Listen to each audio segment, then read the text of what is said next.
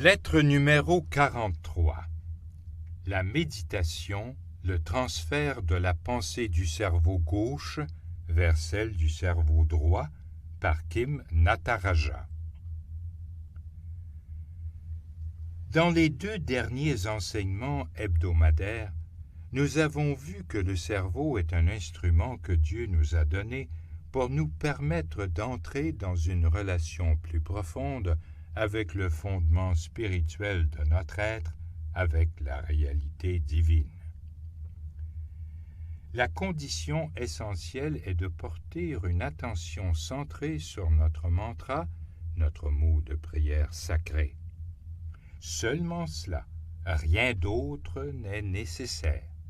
Nous avons vu comment cela nous conduit de la pensée au silence, du stress à la relaxation, de la dualité à l'unité, montrant à quel point le corps et l'esprit sont liés. Les recherches sur la fonction des 2 hémisphères du cerveau nous apportent un éclairage supplémentaire sur les effets du fonctionnement du cerveau. Comme l'indique le docteur Shanida Nataraja dans The Blissful Brain, en ce qui concerne le traitement de l'information sensorielle entrante et le contrôle des mouvements, les hémisphères cérébraux gauche et droit ont une fonction similaire. L'hémisphère droit contrôle le côté gauche du corps, alors que l'hémisphère gauche contrôle le côté droit. Mais à d'autres égards, la fonction des 2 hémisphères est asymétrique. Les recherches ont montré que, bien que dans le cerveau tout soit étroitement connecté, il existe pourtant une différence de fonction entre les 2 hémisphères. Shanida prend pour exemple le langage.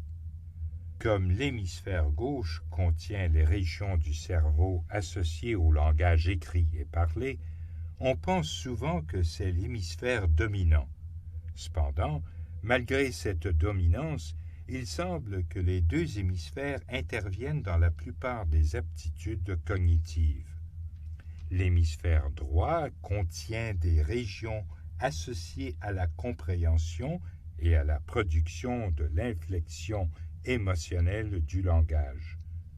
La coopération entre les hémisphères est donc importante. Les hémisphères gauche et droit produisent chacun une description partielle mais complémentaire du monde.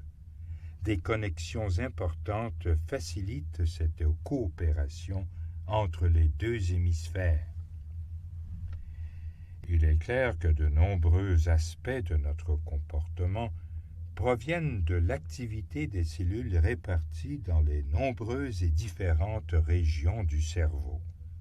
Cependant, nos hémisphères gauche et droit nous offrent 2 modes de pensée et de perception différents. L'hémisphère gauche nous donne accès à la pensée du cerveau gauche, plus rationnelle et analytique, mais aussi plus fiable et soumise à nos filtres intégrés et conditionnés, car l'ego y est au centre. L'hémisphère droit nous donne accès à la pensée du cerveau droit, qui est plus abstraite, plus conceptuelle et peut-être même plus fiable, mais ces pensées peuvent être plus difficiles à saisir intellectuellement, car l'intuition y est au centre. Notre société valorise le mode rationnel et pratique de la pensée du cerveau gauche et lui donne un poids considérable dans l'éducation.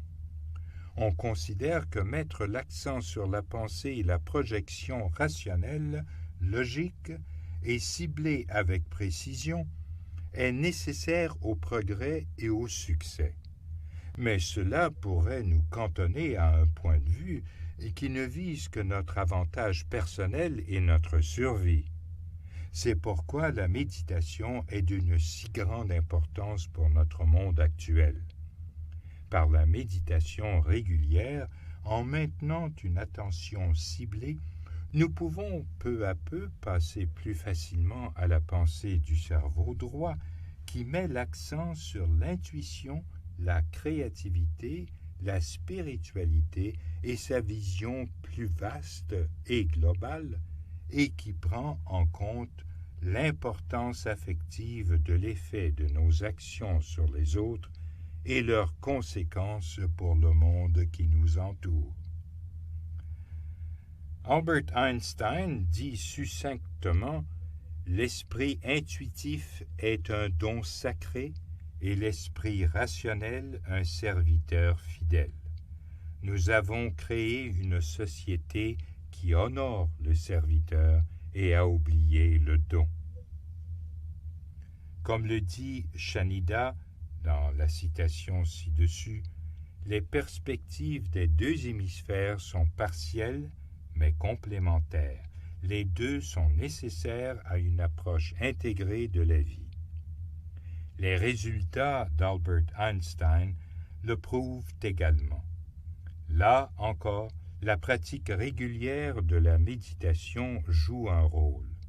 Non seulement elle nous permet de prendre en compte les deux hémisphères et de nous déplacer plus facilement entre eux et entre leurs regards différents et partiels sur la réalité, mais aussi, ce faisant, elle renforce ces connexions. Plus les connexions sont solides, plus facile est le basculement entre les deux hémisphères et réciproquement.